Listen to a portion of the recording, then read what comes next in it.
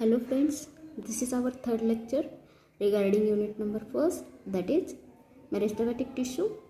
And in last lecture we see about the classification of meristematic tissue based on the origin, position and function. Today we discuss about our next bit, that is development and organization of root apical meristem. आजच्या लेक्चरमध्ये आपण development and organisation of root apical meristem, root apical मेरिस्टेमचं organisation कसं होतं आणि त्याची development कशी होते ते पाहणार आहोत आपण आजच्या लेक्चरमध्ये.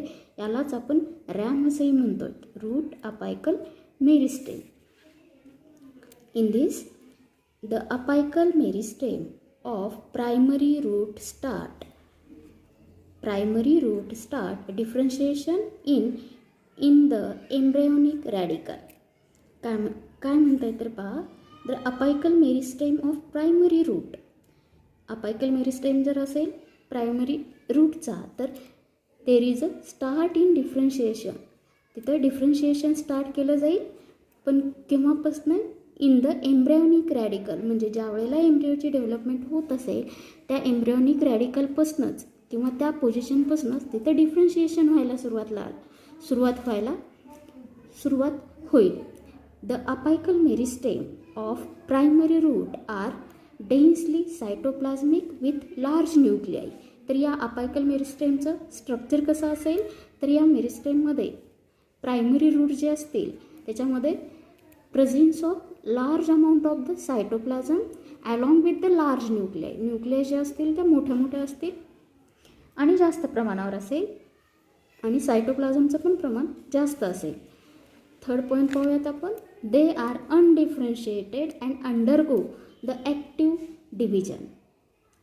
कसे असतील? There is a undifferentiation, they cells are not differentiated and undergo active division.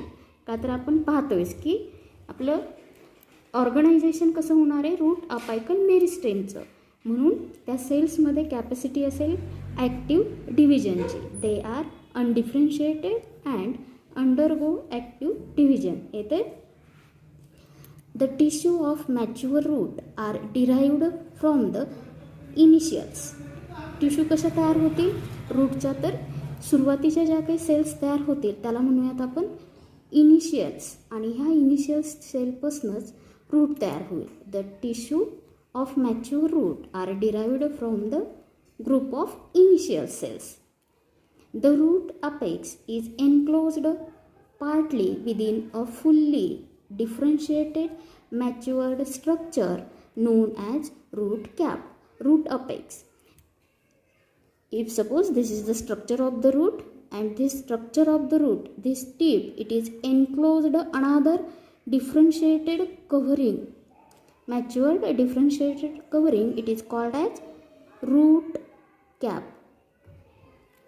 येते लक्षात? ही रूट कॅप काय करेल, कुठं प्रेझेंट आहे? ॲट द अपेक्स, अगदी टीप, अगदी त्याच्या टोकाला एक मॅच्युअर्ड किंवा डिफरंट आपण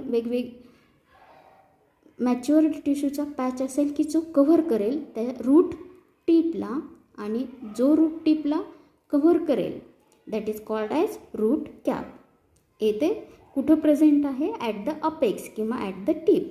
the root apex is enclosed partly within a fully differentiated matured structure. हे रूट कॅपचं स्ट्रक्चर कसं आहे तर मॅच्युअर्ड स्ट्रक्चर आहे, आणि कव्हर कुणाला करेल तर रूट टिपला किंवा अपेक्सला. अशा स्ट्रक्चरला आपण काय म्हणतोय तर रूट कॅप म्हणतोय. Thus the apical meristem in root is not terminal in position like shoot, but it is subterminal position. यावरून आपण असं म्हणूयात की apical meristem in route, apical meristem जो असेल रूटमध्ये तो कुठल्या पोझिशनला आहे? सबटर्मिनल पोझिशनला आहे. टर्मिनल पोझिशनला नाही की जसं शूटमध्ये असणार आहे त्यानुसार. येते लक्षात? नेक्स्ट पॉईंट पाहूयात.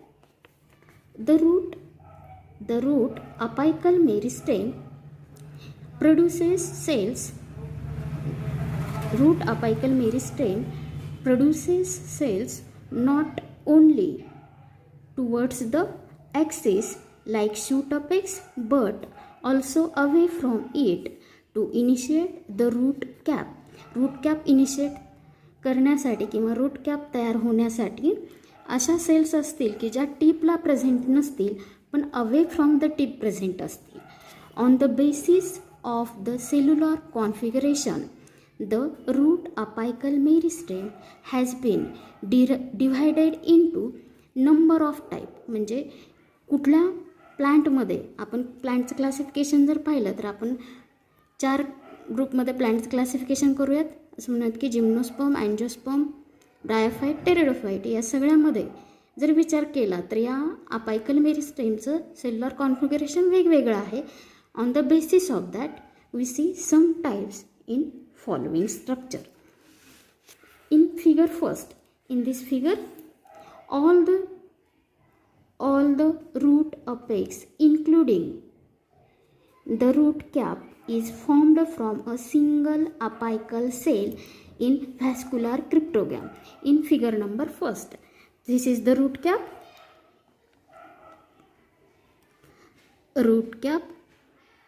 आणि ह्या रूट कॅपच्या नंतर हे असेल रूट टीप. या रूट टीपच्या इथं एक टेट्रॅड सेल्स तयार होईल.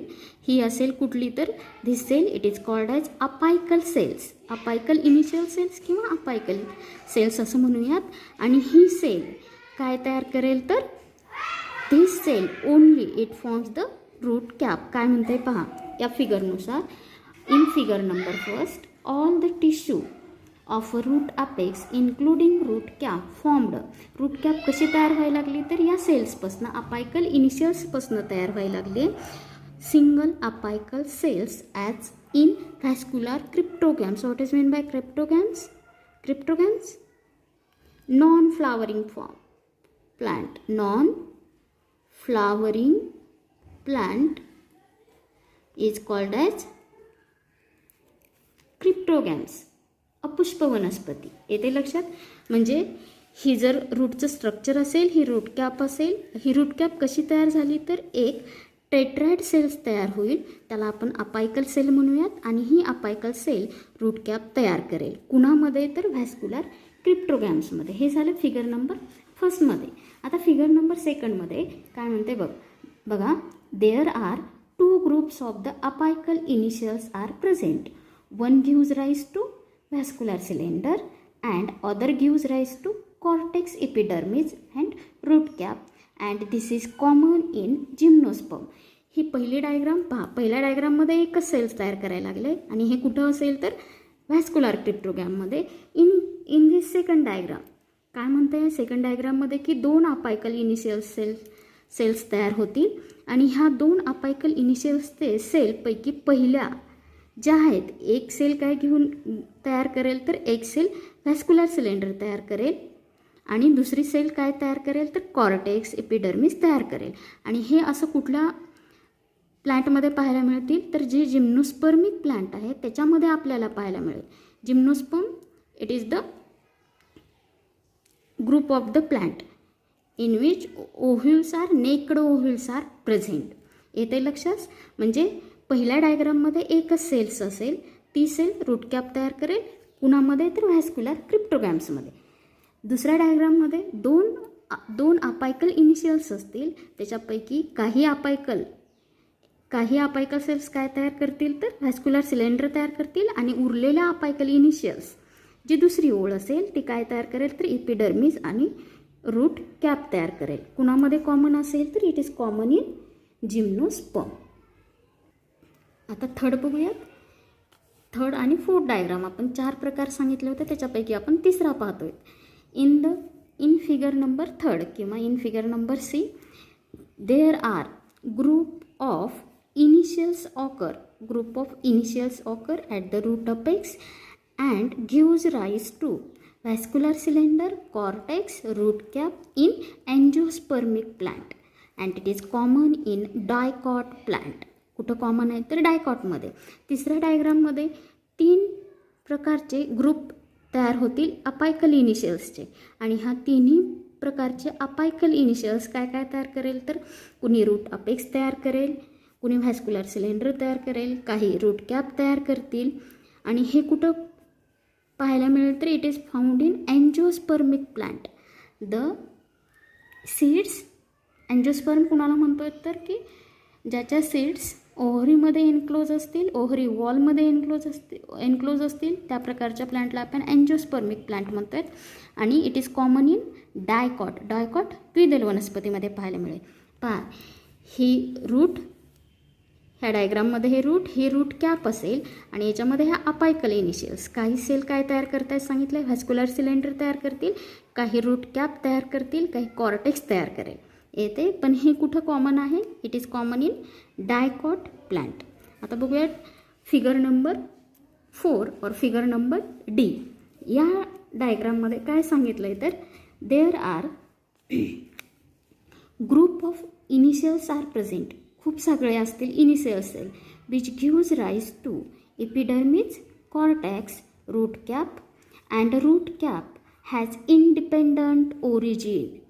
Last point is important, that is in this diagram there are number of apical initials are present. खूप सगळे अपायकल इनिशियल्स असतील.